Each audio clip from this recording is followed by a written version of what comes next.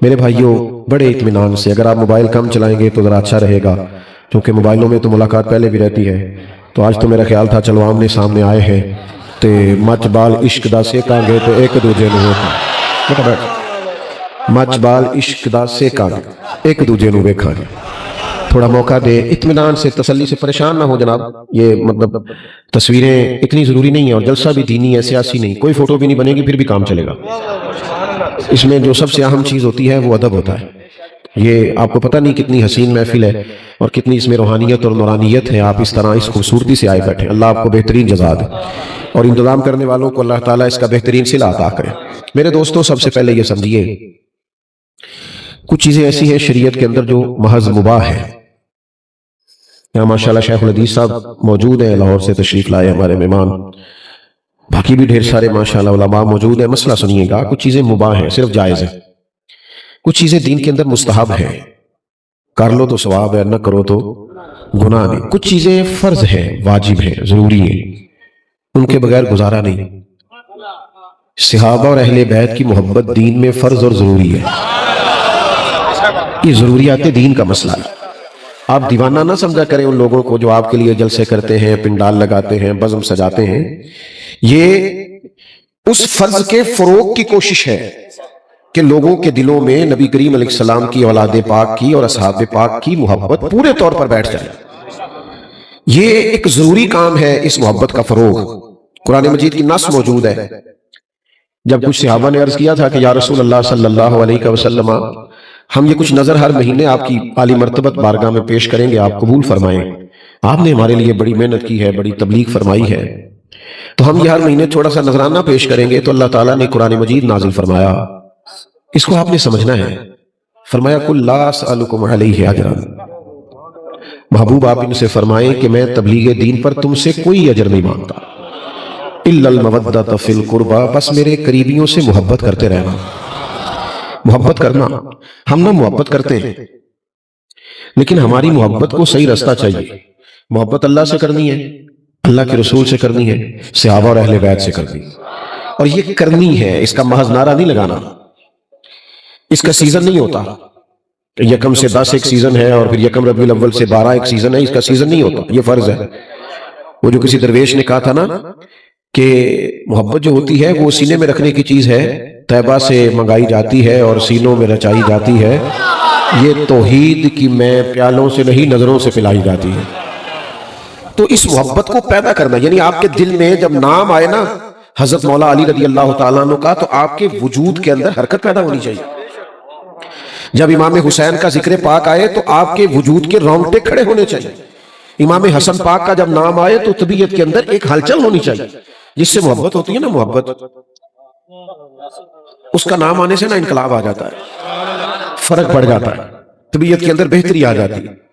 کوئی آدمی اپنے محبوب سے بچھڑ گیا تھا، عارف رومی نے لکھا ہے، تو پتہ بھی نہیں چلتا تھا اس کا محبوب کہاں رہتا ہے، تو بڑی دوائیں شوائیں کھلائیں، بڑا کچھ کیا، تو پھر ایک حکیم بھی تھے اور عارف بھی تھے، ان کو بلایا تو بلا کے کہا یہ تو بے ہوش ہو گیا ہے، تو سمجھ نہیں آ رہی کیسے بیدار کریں۔ تو اس نے کہا کہ کوئی شخص ہے جس سے یہ بچھڑ گیا،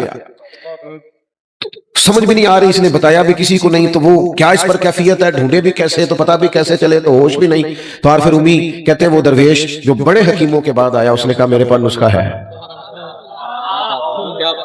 اس نے کہا نسخہ دیں آپ، تو اس نے کہا کہ سارے ملکوں کے نام اس کے سامنے لو۔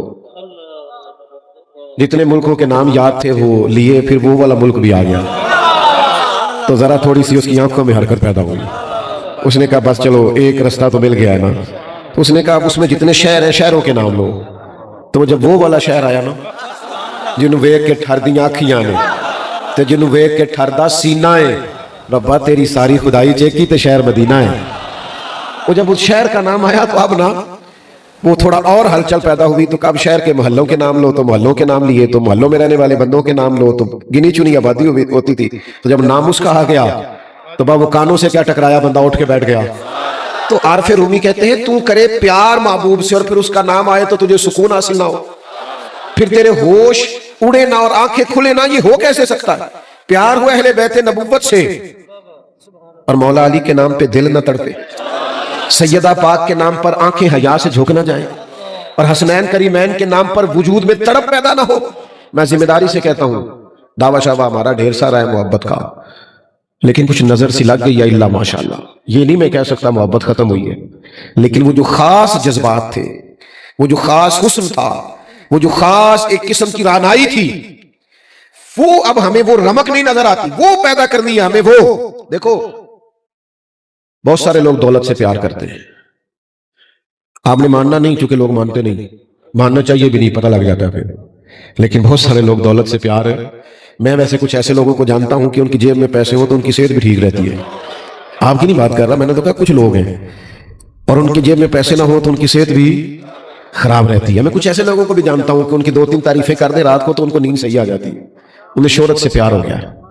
और फिर उम्मी फरमाते बेटा स्टेज पे तो मना है, ऐलान किया था, छोड़ दें आप, बात सुने।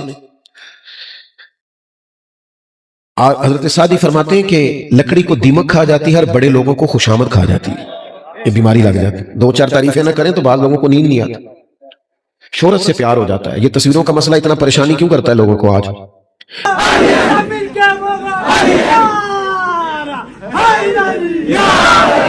ढेर सारे लोग हैं बेचारे अपनी फोटो ही मोबाइल पे लगा के सारा दिन अपने आप को देखते रहते हैं। खुदा मुझे ऐसी खुदाई ना दे कि अपने सिवा कुछ दिखाई ना दे। वो कहा भाई उलझ गए हो। आपको पता है ये शोहरत की मोहब्बत, ये दौलत की मोहब्बत, इक़्तिदार की मोहब्बत, ये नुकसान कितना ज्यादा करती है। कुछ चीजें मुजरे सेहत होती है ना, कहते हैं फलां चीज बड़ा नुकसान करती है। ये शोहरत की मोहब्बत, दौलत की मोहब्बत, ये कितना नुकसान करती है। सुनो हदीस पाक, अल्लाह के हबीब अलैहिस्सलाम ने फरमाया, 2 भूखे भेड़िए बकरियों के रेवड़ में खुले छोड़ दिए जाएं। भेड़िया वैसे ही खतरनाक और फिर भूखा, और फिर यह कि उसे मना करने वाला भी कोई नहीं, खुला छोड़ दिया गया। फरमाया 2 भूखे भेड़िए बकरियों के रेवड़ में खुले छोड़ दिए जाएं, वो इतना नुकसान नहीं करते जितनी दौलत और शोहरत की मोहब्बत इंसान के दिल का नुकसान करती है। लोग अंदर से उजड़ जाते हैं पूरी तौर पर, उन्हें खबर ही नहीं होती, रूह बेआबाद हो जाती, अंदर वीराना आ जाता है। पूछते फिरते हैं मैं बोर बड़ा रहता हूं, सारा कुछ है, सुकून कोई नहीं। वो भाई सुकून तो तब आएगा ना जब तेरी रूह को वो खुराक मिलेगी जिसकी जरूरत है। तू मोहब्बत से करता फिरता है, दौलत से, शोहरत से, इक़्तिदार से, ओहदे से, अपने आप से। तुझे हुक्म था कि प्यार कर मदीने वाले महबूब से और उनकी निस्बतों से प्यार कर सैयदना सिद्दीक़ अकबर से, हजरत फारूक आजम से, सरकार उस्मान गनी से, और मौला अली शेर खुदा से, और हसनैन करीमैन से। मैं आपकी खिदमत में अर्ज करूं, बड़ा ही पाकीज़ा जज्बा है हुजूर की औलाद से प्यार करना। जो मोहसिन होते हैं ना, उनकी निस्बतें वैसे ही बड़ी अच्छी लगती हैं। हम ना अपने असातिज़ा की औलाद की भी बड़ी कदर करते हैं, हम अपने मशाइख की औलादों की भी कदर करते हैं। क्यों? कि हमें किसी दरवेश ने कहा था कि असला नाल जे नेकी करिए तो नस्ला ताक नहीं भूल दे। किसी असल से नेकी करो तो वो घर भी बता के जाता है कि फलाना मेरा मोहसिन है, इसका ख्याल रखना। तो जिस उस्ताद ने 2-4 जुमले कहने, सुनने, लिखने के काबिल किया हो ना भाई, उसकी औलाद की कदर करने को भी दिल करता है। तो जो उस्ताद, पीर और मुर्शद की औलाद का कदर है तो दिल पे हाथ रख के बताना मदीने वाले की औलाद का कितना कदर है, इनका कितना इकराम है। और फिर कभी कभी ना हुजूर ने इस मोहब्बत को इस तरह बयान किया, इस तरह बयान किया है कि उन जुमलों पे मर जाने को जी चाहता है। इतनी वारफ्तगी से, इस कदर ज्यादा हुस्न से। महबूब की तो हर बात ही क्या बात है, लेकिन जरा ये अंदाज देखना बात करने का। करीम फरमाने लगे, अल्लाह से मोहब्बत करो तो मैं रिस्क देता है, और मुझसे मोहब्बत करो मैं अल्लाह का रसूल हूं। और फरमाया मेरी अहले बैत से मोहब्बत करो क्योंकि मेरी औलाद है, मेरी औलाद है। असला नाल जे नेकी करिए नस्ला ताक नहीं भुल दे, हाँ बेअसला नाल नेकी करिए ते फुल कंडियां नाल तुल दे। यहां एक जगह पे कहा बेअसला नाल नेकी करिए ते उल्टियां चाला चल दे। वो और कहानी बनानी शुरू कर देते, और कहानी। याद रख मेरे अजीज, हुजूर की औलाद से प्यार करें। कभी कभी ना आपका दिल चाहे जाके आप मौलाना से फरमाइश करें कि आज कोई और बात नहीं होनी चाहिए, आज मुझे इमाम हुसैन के फजाइल सुनाए। कभी आपके अंदर से आवाज आए कि आज कोई इमाम हसन की फजीलत में बात करें। अपनी बेटी से आप कहें, घर वालों से कहें कि हुजूर की 4 शहजादियों का जिक्र आज छेड़ो, उनकी बात करो, अज़वाजे मुतहरात का तज़किरा घरों में हो। लेकिन क्या करें, हम तो सोशल मीडिया की पोस्ट लगा के बरी हो जाते हैं, फारिग हो गए, सारी अकीदतें इसी में आ गई। वो जो एक खास रंग था, वो एक ज़ब्त था। मेरा बड़े सादे से घराने से ताल्लुक है, तो अवाली साहब ना बड़ी ईद के लिए चावल लेके आए घर में। तो वो पता नहीं देहाती मिजाज को, अब तो खैर देहातों वाले भी नहीं मानते हम देहाती हैं, पर मैं भाई हूं देहाती। تو مجھے آپ 2-4 دفعہ کہیں گے تو مجھے خوشی ہوگی کہ بڑا پینڈو ہے. تو پہلے سیمپل لایا جاتا تھا, خواتین سے پاس کراتے تھے, اگر چاول ٹھیک ہے تو پھر چاول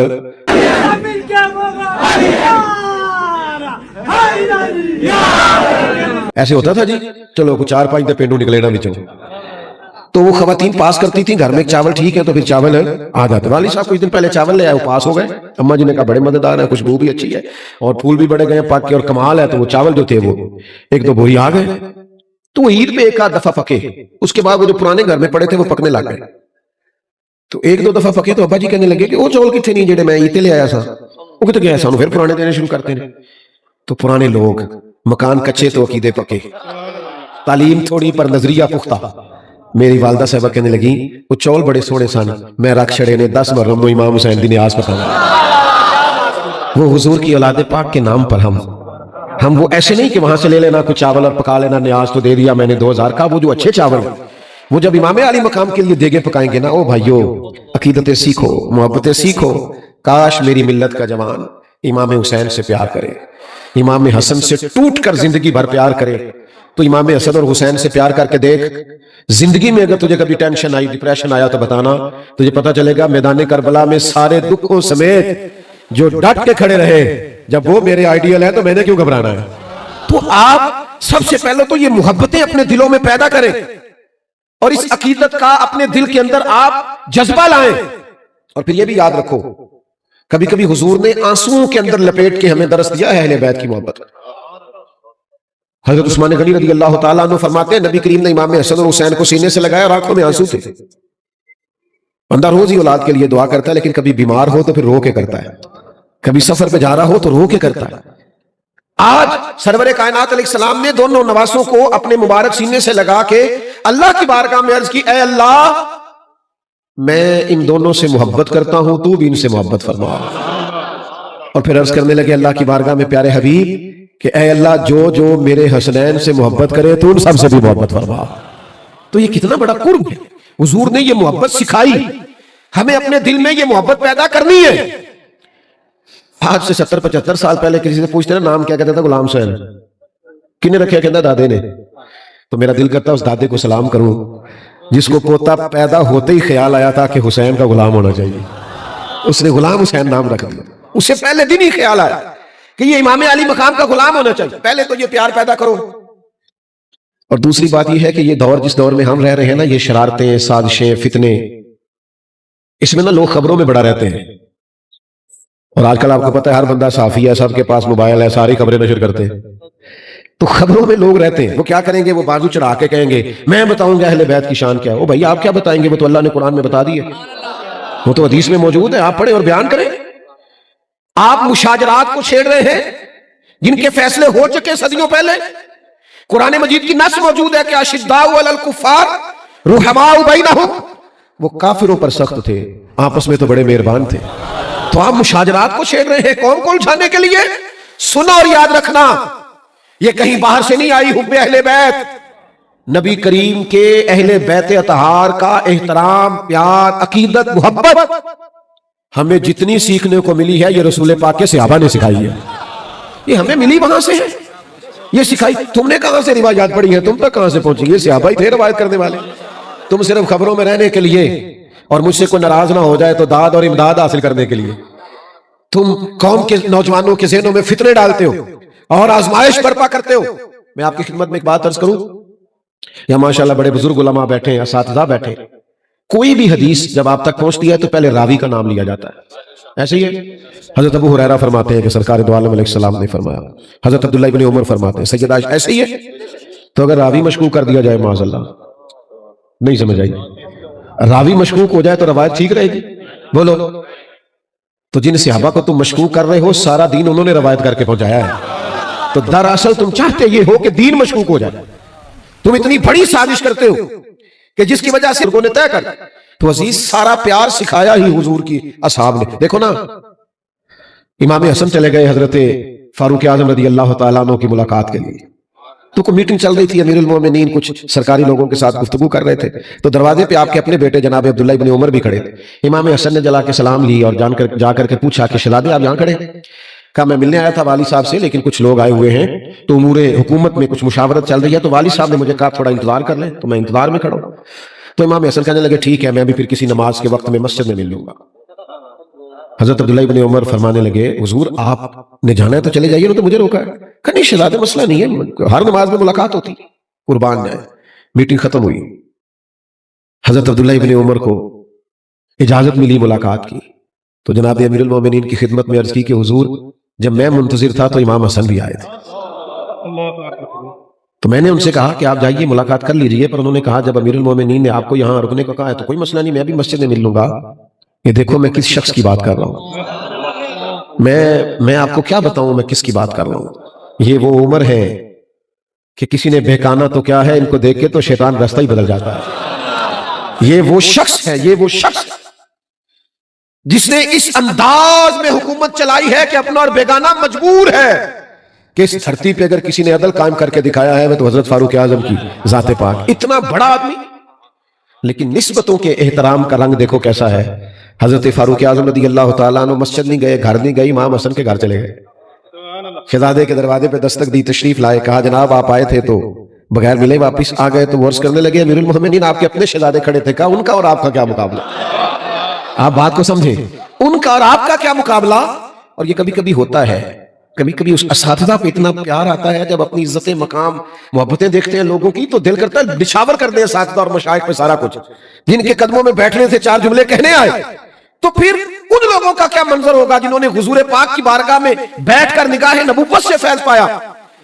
حضرت فاروق اعظم کے جذبات ابھر آئے، آنکھوں میں آنسو آ گئے، امامہ اتار دیا اور سر کے بال تھام کے کہنے لگے امام حسن سے شہزادے یہ جو میرے سر کے بال ہیں نا، عزت کے بال، یہ آپ کے نانا مصطفیٰ کے اگائے ہوئے ہیں، تو میرے بھائی ہمیں تو سارا سکھایا ہی انہوں نے، تم نے پتہ نہیں کس سے سیکھا ہے، ہم نے ان کا ادب، ان کا احترام، ان کا اکرام حضور کے اصحاب سے سیکھا۔ علامہ اسماعیل حقی نے لکھا ہے، گرمی تو نہیں لگ رہی زیادہ آپ لوگوں کو، میں اللہ کے فضل سے کوئی ایسی بات نہیں کیا کرتا جو لگی لپٹی ہو، اور خوشامد سے اللہ نے ویسے ہی بڑا بچا کے رکھا ہے، کبھی ضرورت ہی نہیں پڑی، اللہ جانتا ہے کبھی ضرورت نہیں پڑی۔ کرو مد ہے اہل دول رضا، اور پڑے اس بلا میں میری بلا، میں گدا ہوں اپنے کریم کا، میرا دین پارا ہے، نہ ضرورت ہی نہیں پڑی سانو تخت ہزارے دی لوڑ کیے، نالے کی لگے شہر بمبول دے نال اسی تے اپنی بال کے سیکنے، ضرورت نہیں کبھی پڑی۔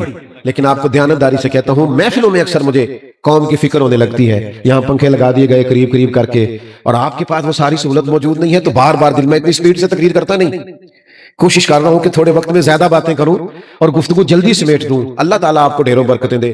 میں نا ایک دفعہ ایک جلسے میں گیا تو آپ کو پتا ہے وہ ہم نے ایک بڑا مخصوص طبقہ پال لیا ہے، اللہ تعالیٰ معاف کرے، اللہ عزت دے دیتا ہے، تو میری طرح کے لوگ سمجھتے ہیں شاید کو میرا ذاتی کمال ہے، تو وہ چکر میں پڑ جاتے ہیں۔ تو ایک نقیب صاحب تھے ایک جلسے میں، تو وہ بار بار نا قوم کو، اچھے لوگ بھی ہیں اس فیلڈ میں، بار بار تسی بڑے بے ذوق ہو، تسی سبحان اللہ نہیں کہیں دے، تسی فلان نہیں کر دے، تسی ہاتھ نہیں کھڑے کر دے، مصیبت ہے نا جی کچھ لوگوں کو۔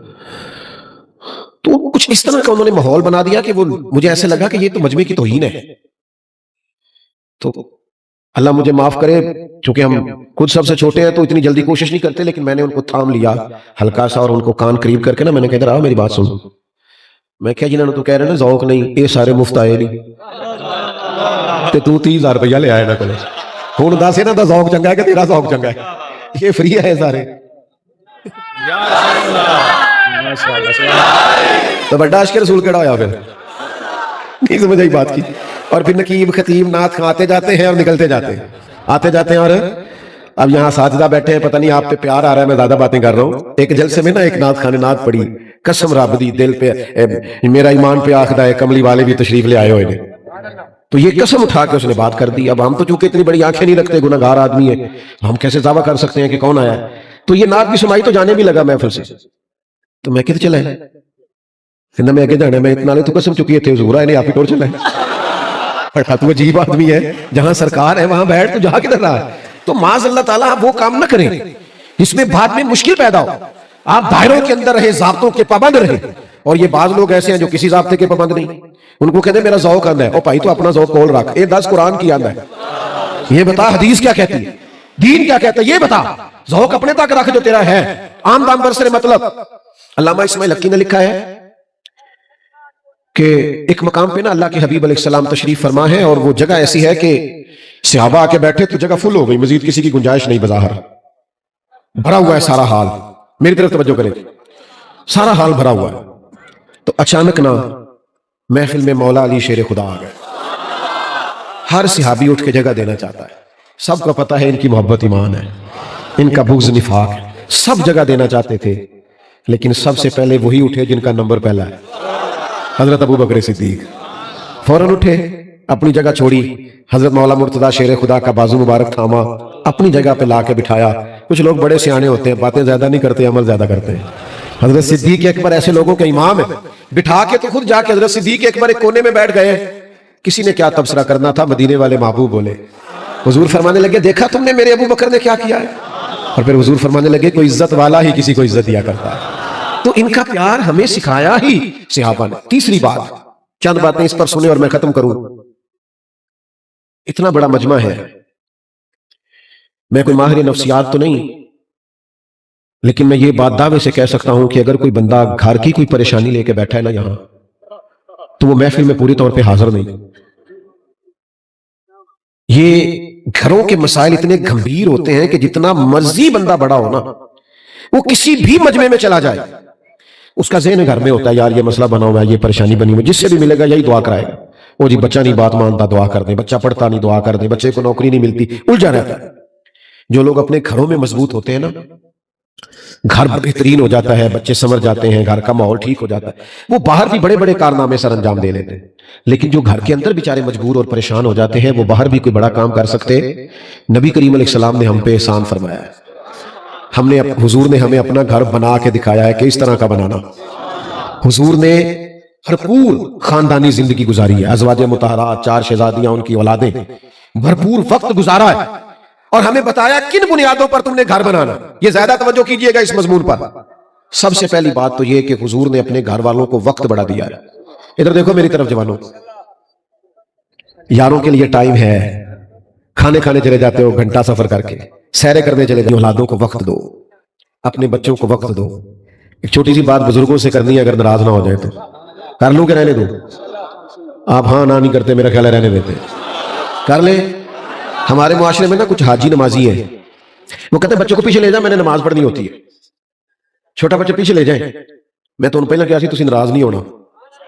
ओ हाजी साहब, आप बच्चे को मना कर रहे हैं, और यहां हदीस में मौजूद है कि नबी करीम की सबसे बड़ी नवासी हजरत उमामा बिनत ज़ैनब, जनाब सैयदा ज़ैनब की बेटी, हुजूर नमाज पढ़ाने आते थे तो नवासी को साथ उठा के ले आते थे।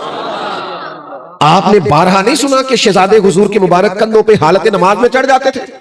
ओ खुदा के बंदे, इनसे प्यार कर, ये मदीने वाले का तरीका है। मैं मस्जिद नबी शरीफ में बैठा था तो मेरे सामने एक बुजुर्ग अपनी बेटी और दामाद को डांट रहे थे, कह रहे थे कि देखो मैनू दोतरे नालों अगे कौन हुंदा है, पर बाल मैनू कुछ भी नहीं करन देंदे, इत्थे मसीते भी, वो मेरे पीछे ही ने, थोड़ा जा संभालो। तो मैंने उनसे कहा, बुजुर्गों बनता तो नहीं, पर अगर इजाजत दे तो, अब चूंकि मेरे कानों से बात टकरा गई है तो थोड़ा सा मेरे दिल में बात आई है, अगर आप इजाजत दें। कहने लगे कर ले। मैंने कहा आप तो बड़े बख्तों वाले हैं, इस मस्जिद में नवासों से प्यार करना तो मदीने वाले का तरीका है। तो अल्लाह ने कोई ऐसा माहौल बना दिया, वो तो रोने लग गए, कहने लगे भाई ठीक है, फिर मैनू कम मिल गया, मेरा तो ये रंग भी इबादत वाला हो गया। समझ आ गई? ओ भाई, बच्चों को वक्त दो। तुम्हें उस वक्त पता चलता है जब तुम्हारा बच्चा किसी बदअकीदा के और बद किरदार के हत्थे चढ़ जाता है, वो दोस्ती किसी बुरे से लगा लेता। क्यों? कि अब्बा जी ने घर टाइम नहीं दिया, वक्त नहीं दिया। दुनिया में सबसे मसरूफ जिंदगी मदीने वाले महबूब अलैहिस्सलाम ने गुजारी है, पर हुजूर अपने नवासों से प्यार करते, शफकत करते। साथ घर था सैयदा फातिमा का, मस्जिद में दरवाजा खुलता था, फिर भी एक दिन फरमाया, फातिमा आज रात आपके घर में रहूंगा। सैयदा फरमाती, हुजूर मेरे घर आए, आराम किया, एक तरफ इमाम हसन को लिटाया, एक तरफ इमाम हुसैन को। रात को दूध मांगा इमाम हसन ने, तो मैं बर्तन में दूध डाल के देने लगी, तो फरमाया फातिमा आप लेट जाइए, सोए मेरे साथ है तो दूध भी मैं ही पिलाऊंगा। फरमाती है बर्तन से दूध डाल के दिया, इमाम हसन को देने लगे तो इमाम हुसैन ने भी मांग लिया। हुजूर फरमाने लगे ना भाई, पहले हसन को मिलेगा। मैंने अर्ज की, या रसूल अल्लाह लगता है हसन से ज्यादा प्यार है। फरमाया नहीं, प्यार दोनों से है, पर मांगा पहले हसन ने ना। फिर हुजूर फरमाने लगे, फातिमा मैं, आप, हसन, हुसैन और ये जो करीब अली सो रहे हैं, फरमाया हम सारे जन्नत में भी इसी तरह इकट्ठे होंगे। तो पहले तो अपने घर में वक्त दें। जो साहब भी हैं मेहरबानी करें। मैं तो बाज दीनदारों से भी कहा करता हूँ, ये बच्चे छुट्टी जाते हैं ना हमारे इदारे के हफ्ते वाले दिन, तो मैं उनसे कहता हूँ घर जाके नवाब ना बनना, सब्जी आपने ला के देनी है घर में, अम्मा के साथ सारे काम आपने कराने।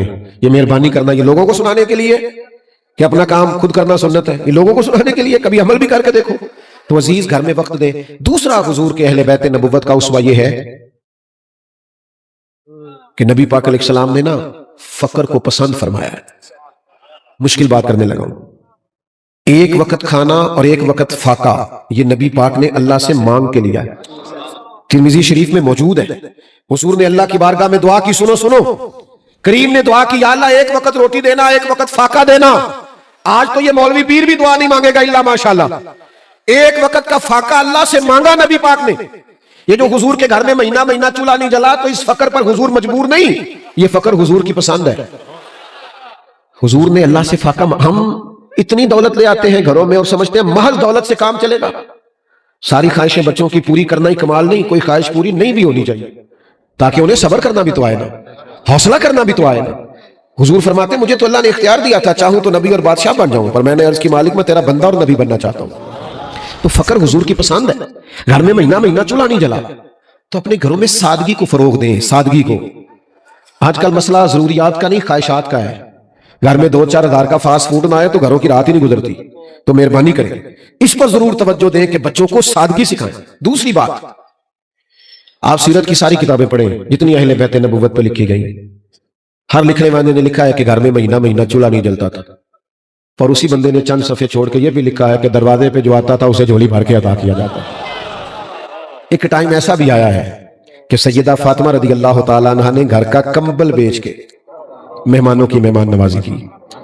اگرچہ گھر میں مہینہ مہینہ چولہا نہیں جل رہا پر جو آتا ہے اسے جھولی بھر کے دیتے. ہم نے یہ سمجھ لیا ہے کہ غریبوں کی مدد صرف ایم این اے صاحب کریں گے, چودھری صاحب, سیٹھ صاحب, ملک صاحب کریں گے. حالانکہ ہمارے نبی پاک علیہ السلام نے ہمیں یہ سبق دیا ہے کہ 2 کا کھانا 3 کو پورا آ جایا کرتا ہے, 3 کا کھانا 4 کو پورا آتا. اور نبی کریم نے ہماری تربیت فرمائی ہے کہ یہاں سے سخاوت شروع کر لو کہ گوشت پکاؤ تو شوربہ زیادہ کر لیا کرو, پڑوسیوں کو بھی شامل کر لیا کرو. وہ یہاں سے تو سخاوت شروع کرو نا میرے بھائی. ایک غریب بچے کا خرچ تو اٹھاؤ نا, کسی کی سکول کی پڑھائی کا, کسی کی مدرسے کی پڑھائی. کچھ تو کردار ادا کرو کہ یہ سارا اپنے سیٹوں کے ذمہ لگا دیا. تو مہربانی کریں, سخاوت حضور کے خاندان کا طریقہ ہے. تیسری بات, حضور اپنے سامنے امام حسن اور حسین سے کہا کرتے تھے کہ جہاد کی تیاری کرو. کشتی ہوتی تھی. جب سیدنا عثمان غنی رضی اللہ تعالیٰ عنہ کے کاشانہ نور پر بلوائیوں نے حملہ کیا تو حضرت مولا علی شیر خدا نے سب سے خطرے والی جگہ پہ اپنے شہزادے کھڑے کیے تھے, امام حسن اور حسین. پوچھ لینا علماء سے, دروازے پر کھڑے کیے تھے. پر ہمارا یہ حال ہے کہ آج کل نا کاکروچ دیکھ کے چیخے مارنا یہ برگر فیملی ہونے کی علامت. ہاں چھپکلی دیکھ کے چیخیں لگ رہی ہیں, کیوں جی ہم امیر بڑے, کمال ہے. ماں اپنے بچے سے کہہ رہی ہے بیٹا سو جا بلی آ گئی ہے, تو یہ جو بلی سے ڈر کے سوئے گا یہ شیر بنے گا. سناؤ اپنے بچوں کو کس سے خیبر و خندق کے, سناؤ اپنے بچوں کو کس سے خیبر و خندق کے. کہانی سن کے حیدر کی دلوں سے ڈر نکلتے ہیں.